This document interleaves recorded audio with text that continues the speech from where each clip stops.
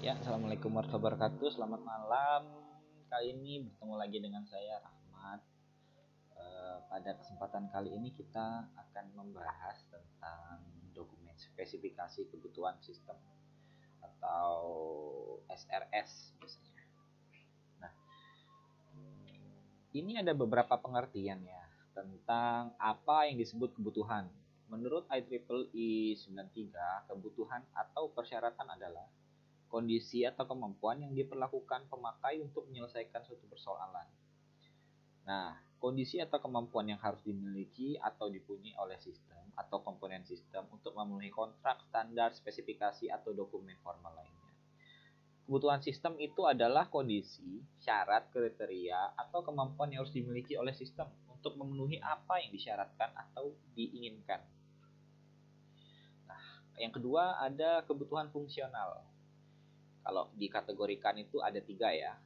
Pertama, kebutuhan fungsional atau functional requirement. Disebut juga kebutuhan operasional, yaitu kebutuhan yang berkaitan dengan fungsi atau proses transformasi yang harus mampu dikerjakan oleh sistem. Bentar, saya ambil kacamata dulu. Nah, contohnya itu, sistem harus dapat menyimpan semua rincian data, semua transaksi, mampu menyajikan informasi yang baik, membuat laporan sesuai periode waktu. Nah, itu merupakan salah satu kebutuhan fungsional yang harus dilakukan sistem. Kedua ada interface requirement. Ini kebutuhan antarmuka. Kebutuhan antarmuka itu menghubungkan sistem dengan elemen perangkat keras sistem. Contoh, perangkat untuk memasukkan data dapat berupa keyboard, mouse, scanner. Akses ke basis data menggunakan ODBC, Open Database Connectivity. Nah, untuk yang ketiga ini adalah kebutuhan unjuk kerja, performance requirement. Kebutuhan yang menetapkan karakteristik untuk kerja yang harus dimiliki oleh sistem. Misalnya contoh nih, kecepatan. Kemudian ada jumlah kegiatan atau frekuensi. Terus ada ketepatan, akurasi. Nah, contoh lagi nih ada sistem harus bisa mengolah data sampai 1 juta record untuk tiap transaksi. Itu kan kita berbicara tentang kapabilitas sebuah sistem. Kemudian sistem harus dapat digunakan oleh multi user. Nggak itu maksudnya sistem yang digunakan nggak spesifik. Nah, cuman dia aja yang ngerti sistemnya kan nggak harus begitu. Sedangkan penggunanya atau usernya banyak. Jadi makanya sistem yang dibuat itu biasanya secara umum atau bisa digunakan oleh halayak ramai.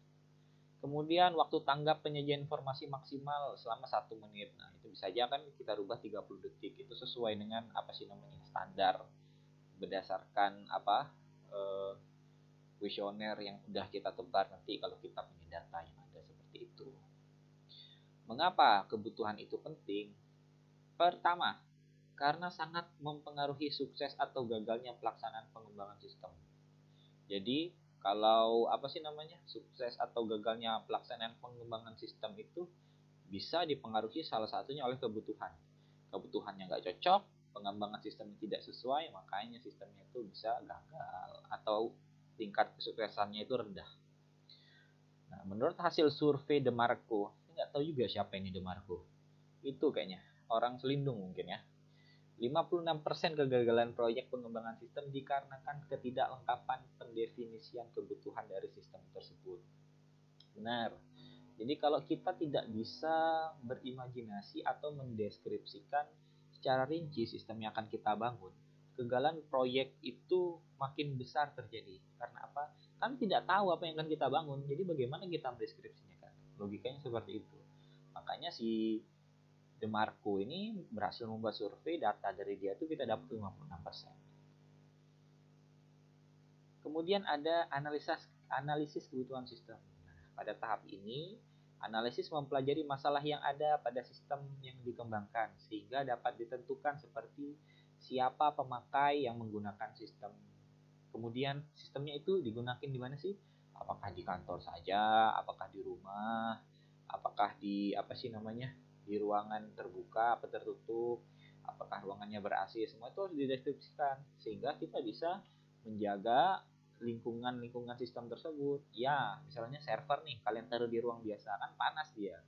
Nanti akan timbul kerusakan, makanya kan kalau server biasanya taruh di tempat yang dingin. 3. pekerjaan apa saja dari pemakai yang akan dibantu oleh sistem. Kan misalkan ya, saya bagian apa ya? Saya bagian pendaftaran deh. Apa mungkin saya bisa membuka sistem bagian pembayaran? Kan nggak bisa. Makanya kan pemakai tersebut, dalam hal ini saya dalam bagian pendaftaran hanya bisa mengutak-atik sistem yang ada di bagian pendaftaran aja. Keempat, apa saja cakupan dari pekerjaan tersebut? Bagaimana mekanisme pelaksanaannya? Yang terakhir, ada apa yang menjadi kendala dilihat dari sisi teknologi yang digunakan atau dari hukum standar. Nah, biasanya para pengembang itu dalam menganalisis masalahnya, dia itu melakukan beberapa hal. Satu, ada namanya teknik wawancara.